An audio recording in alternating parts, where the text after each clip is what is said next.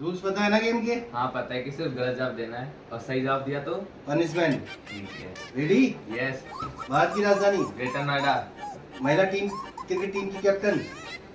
पल्लवी सिंह। विराट कोहली कौन सा गेम खेलता है? फुटबॉल। शाहरुख खान क्या है, हीरो की फुटबॉलर? फुटबॉलर। बाहुबली में कौन सा हीरो था? विराट सिंह। फुटबॉल रोनाल्डो कौन सी टीम से खेलता है? SRH की टीम से।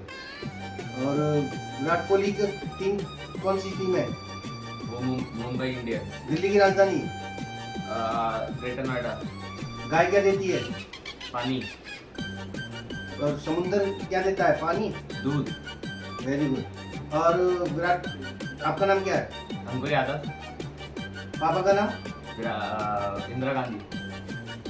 इंदिरा गांधी कौन थी? मुख्यमंत्री।